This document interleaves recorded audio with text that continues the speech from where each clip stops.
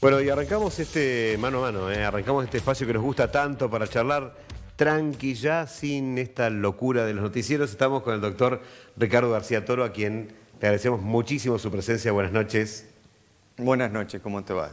Muchísimas gracias por esta invitación. Bueno, Ricardo es cirujano cardiovascular de Clínica Centro y del Instituto Cardiovascular CORE, lo digo correctamente, ¿no? Exactamente, así tal cual.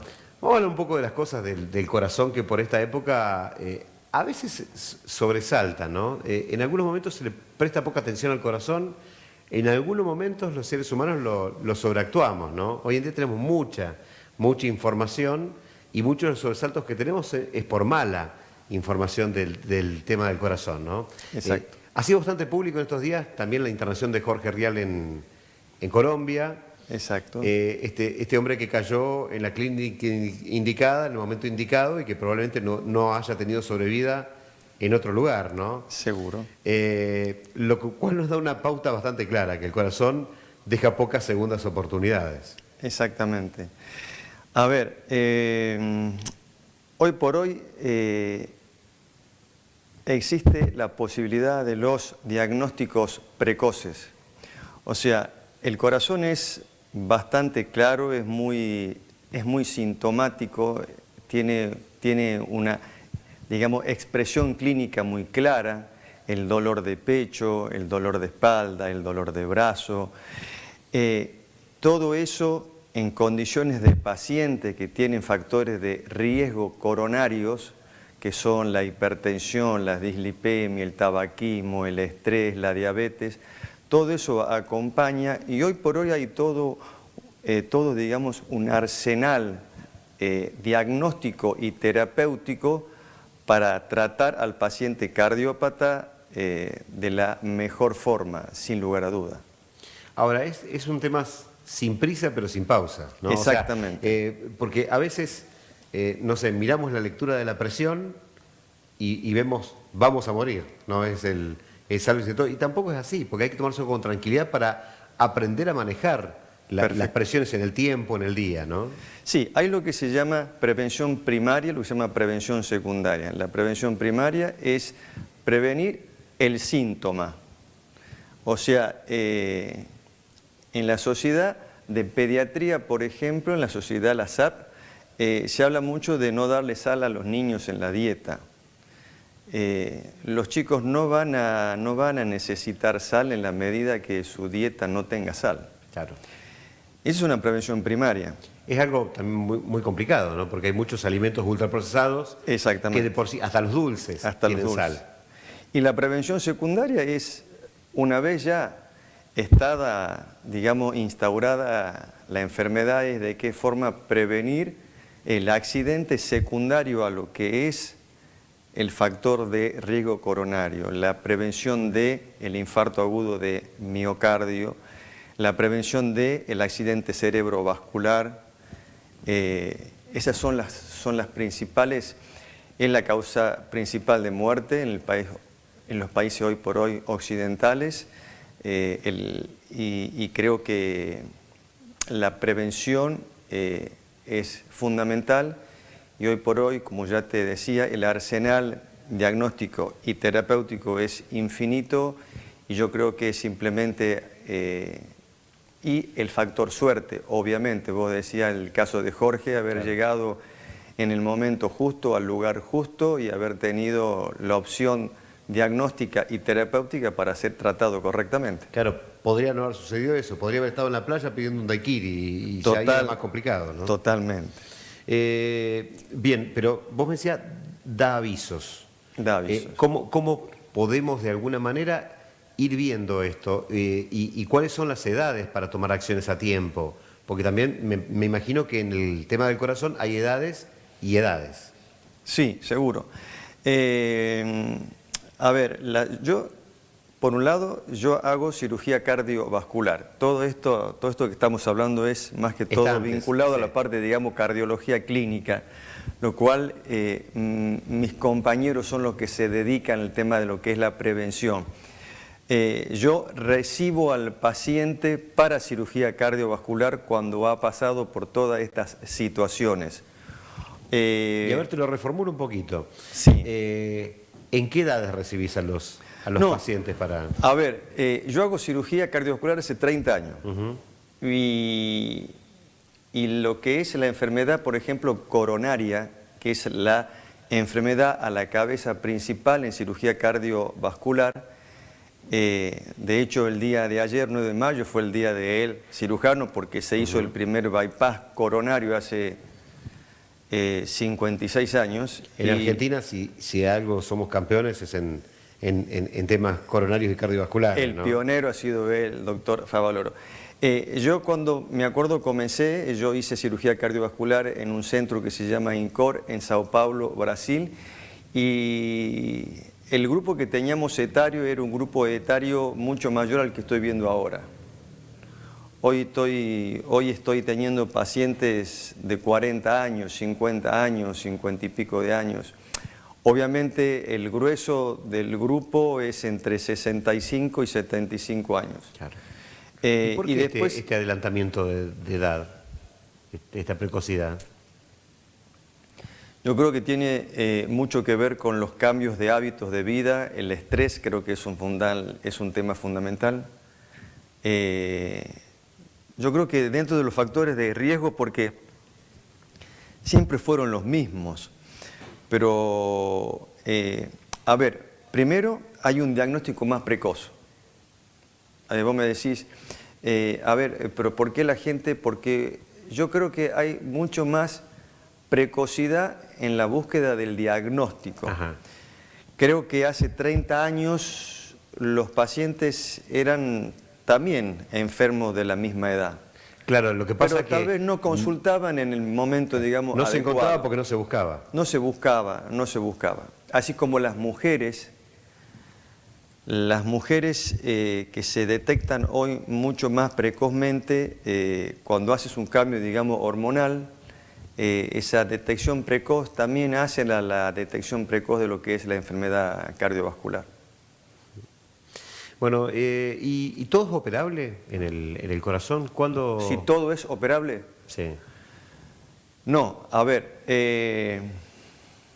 cuando uno tiene un paciente que va para una cirugía cardiovascular, lo que hacemos es lo que se llama un score de riesgo.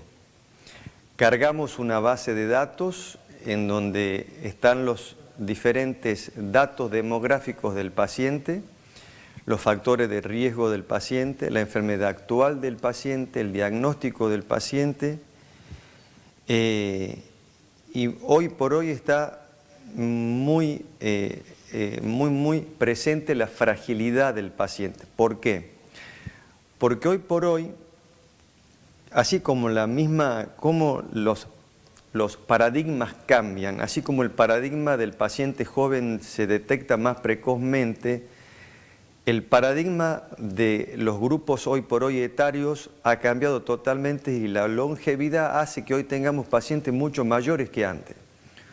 Hoy tenemos pacientes que van a cirugía cardiovascular menos invasiva, pero cirugía cardiovascular de 90 años. Entonces, toda esta base de datos es cargada y se hace un score de riesgo y se divide al paciente en 3 grupos. Paciente de bajo riesgo, de moderado riesgo, de alto riesgo. Y hoy por hoy, en ciertas patologías, podemos optar por un tratamiento invasivo o por un tratamiento menos invasivo. Claro. Bueno, ¿Soy claro? Sí. No son lo mismo las afecciones al corazón que puede tener un joven que la que puede tener una persona más grande, ¿no? Que tiene un corazón más cansado. Por ejemplo, te hago un ejemplo. La enfermedad valvular, el corazón tiene 4 válvulas. Una de esas válvulas, aórtica que se llama, es la última puertita que tiene el corazón. La válvula esta aórtica es una válvula que se abre y que se cierra en cada latido. Vos te imaginás cuántos latidos tenemos por minuto, en días, en años, esa válvula se va con el tiempo fibrosando. Al cabo de los años y de la longevidad, la válvula se va calcificando. El orificio por el cual tiene que pasar la sangre se va haciendo cada vez más pequeño. Eso se llama estenosis valvular aórtica. La estenosis valvular aórtica, que suele presentarse en el paciente senil a partir de los más o menos 70, 75 años, eran hasta hace una década pacientes que iban a una cirugía de recambio valvular por cirugía convencional, o sea, a través de una esternotomía cambiábamos la válvula. Hoy por hoy estamos observando eso en pacientes de 80 años, de 85 años, de 90 años, los cuales no van a soportar una cirugía cardiovascular convencional. Y ahí surge la alternativa del implante de lo que se llama endoválvula. Le colocamos una válvula a través de la pierna, llegamos al corazón y le impactamos la válvula. No le sacamos la que ella van por tiene. dentro de la aorta. Van por dentro de lo que es la aorta, llegamos a la válvula, con un balón primero se abre esa válvula que está cerrada y en esa dilatación que uno genera colocamos la válvula. Qué fantástico. Ese paciente es un paciente que no tendría chance para una cirugía convencional y es un paciente que va a una cirugía alternativa que ya hace varias décadas que se hace, y acá nosotros tenemos en nuestro grupo un trabajo presentado con más de 26 casos con una tasa de éxito importantísima. Bueno, y te consulto esto porque estamos en una Argentina complicada con el tema costos y demás, que uno dice, ¡ay, qué odioso! Estamos hablando de medicina y ahora hablamos de costos. Es que en realidad todos estos procedimientos y las máquinas para hacer los procedimientos y los profesionales que hay que contratar para hacer las interconsultas y demás, son un costo importante. ¿Cuán lejos estamos con las obras sociales, con las prepagas, con los valores que pueden cubrir un argentino a acceder a todos estos tratamientos? Mira, es una pregunta fantástica porque todos los diferentes trabajos que uno lee acerca de estas cirugías que tienen como finalidad llegar a la población mayor, tiene un costo mucho mayor que la cirugía convencional. Claro. Cuando uno ve los trabajos que hay publicados a nivel mundial, como es una cirugía mucho menos invasiva, en los grandes centros del mundo es una cirugía que se está haciendo cada vez con mayor número de casos. O sea, anteriormente la cirugía convencional era 9-1, 8-2, hoy por hoy en el mundo entero prácticamente la cirugía una versus la otra es de un 50 y 50. Cuando uno traslada eso a los papers nuestros en Latinoamérica, no se ha modificado. ¿Por qué? Por un tema de costos. Entonces, nosotros hoy tenemos en la cirugía mínimamente invasiva, esta que te explico a través de la pierna, que se llama TAVI, implante valvular aórtico transcutáneo, tenemos pacientes que están en espera hace más de 4 meses y hay pacientes que se han muerto en lista de espera. Claro, o sea, la obra social nunca te dice que no. El mundo dice, real esperá, es totalmente diferente. Claro. Te dicen que no o te ponen muchos peros y hay una demora en un año encima de eso y en una situación particular del país muy particular. Más que la redundancia. Bueno, porque me imagino que también están complicados como todos para adquirir los insumos, para llevar adelante la medicina.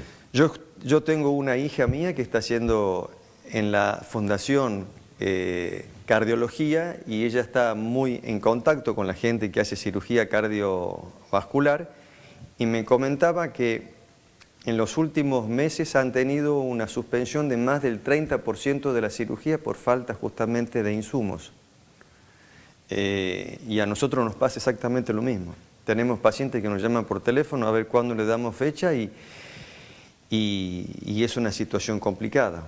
Y va a ser peor. Claro, aunque la obra social ya es autorizado, aunque no, esté el es que muchas veces la autorización, muchas cirugías cardiovasculares se usan prótesis. Y toda la cirugía cardiovascular para llevar a cabo necesitamos algunos dispositivos extracorpóreos para poder hacer funcionar el organismo mientras la cirugía se hace, y es todo material importado, todo, absolutamente todo, en donde hay dos variables. Está la variable de lo que es el ingreso y la variable de lo que es el costo. La gente no te quiere vender porque no tiene costo y ni no entra porque no hay importación. O sea, es una variable que no depende de uno. Hablábamos de una situación, un hito de crisis que no era igual a este, pero era muy similar, que fue 2001, donde hubo una crisis fantástica en Argentina también, y vos me decías, estuvieron las cirugías paralizadas. Sí, tal cual. En el año 2001 hemos estado varios meses sin hacer cirugía y cuando surgió la posibilidad de poder empezar a fabricar las cosas desde acá, no fue factible dado los costos que tenía, lo que era... Y es un país con un número, con una, digamos, población que no hace a la producción que necesita para poder mantenerse, para que sea viable tampoco. Ahora, ¿qué cosa, no, en Argentina? Porque algunas materias primas las tenemos y están en abundancia, ¿no? Médicos de tantísima calidad y no tener los otros componentes. Pero esto es materia prima. Claro, sí. Esto es materia prima. Sí. Plástico, biología pura, es todo material importado. Bueno, ¿y hoy a qué ritmo se está trabajando en Argentina? ¿Se podía trabajar a un ritmo mejor si las condiciones mejoraran? No, yo creo que hoy por hoy están dadas las condiciones, hoy por hoy en Argentina, en lo que respecta a cirugía cardiovascular, se hacen todas las diferentes patologías, en todas sus diferentes complejidades. Obviamente es en los diferentes centros, vos tenés centros de derivación, en donde se hacen las patologías más complejas, como es, por ejemplo, el trasplante cardíaco, el trasplante cardiopulmonar, la cirugía cardiovascular neonatológica. Eso se hace en los grandes centros. Hoy acá... ¿Y hasta dónde llegamos en Junín, que es un centro médico de referencia regional importante? El 90% de la patología cardiovascular, el 90% es la patología coronaria y la patología valvular. Ese porcentaje se hace acá en Junín sin ninguna dificultad. Están todas las condiciones dadas para hacerse sin ningún problema. De hecho, nosotros tenemos nuestro grupo que funciona en Junín hace exactamente, cumplimos el día 1 de mayo 25 años. Hace 25 años que estamos juntos y que llevamos haciendo más de 6.000 cirugías. Impresionante, 25 años. 25 años. ¿Y en esos 25 años qué cambios viste? Esto que vos me decías, El cambio principal que hemos visto ha sido lo relacionado con el diagnóstico. O sea, hoy hay un área de lo que es la medicina que son las imágenes, los diagnósticos por imágenes. Los diagnósticos por imágenes hoy nos han permitido tener una precisión de qué es lo que tiene el paciente exactamente. A través de lo que es la angiografía, a través de lo que es la ecocardiografía, a través de lo que es la resonancia, a través de lo que es el multislide, que es un método en donde te hace una descripción anatómica exacta del libro que vos has leído, es un atlas. Eso te permite tener una precisión y una especificidad mucho más certera. Claro, claro, que por ahí antes lo podías hacer por profesión o por indagación, pero tenías que hacerte la imagen, ahora la estás viendo, ¿no? Ahora es mucho más perfecto, es mucho más perfecto, tal cual.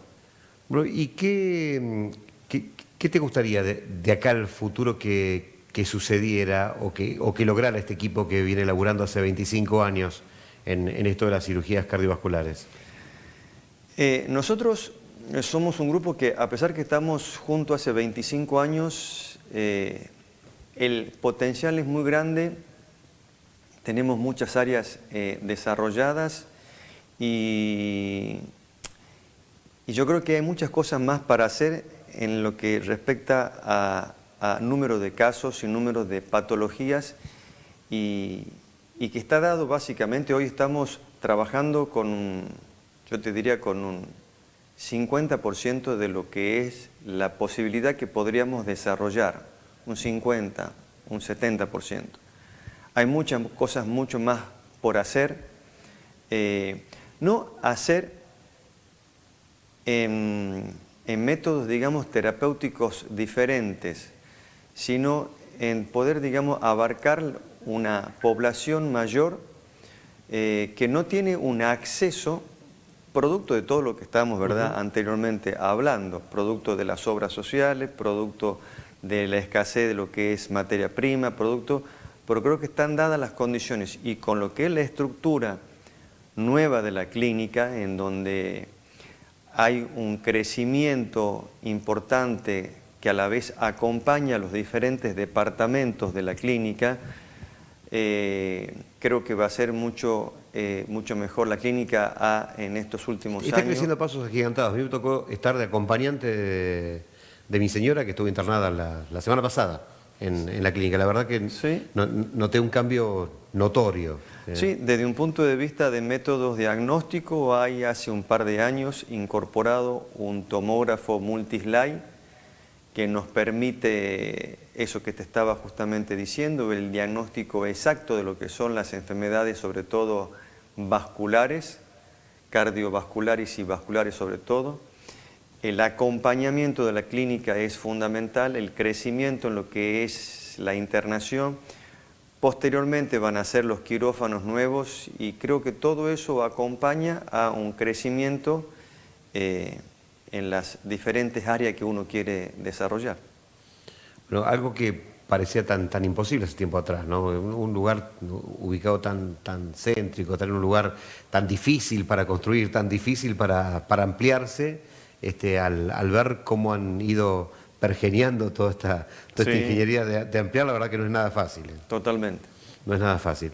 ¿En cuánto cambia la llegada al quirófano de un buen cuidado, una buena calidad de vida o un diagnóstico a tiempo? En cuanto que llegues, dicho en términos corrientes, menos hechos pedazos al quirófano, ese corazón. A ver, hay lo que se llama factores de riesgo conocidos y desconocidos o modificables y no modificables. Los factores de riesgo modificables son aquellos factores de riesgo que uno puede modificar en la vida.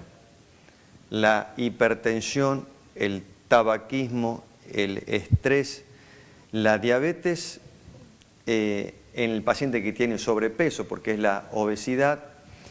Y después están los factores de riesgo no modificables que tienen que ver con la demografía, con lo que es básicamente herencia. Entonces vos tenés ahí dos grupos, ¿verdad?, etarios diferentes. Obviamente depende del cuidado de cada uno de ellos, es la forma en cómo llega el paciente al quirófano.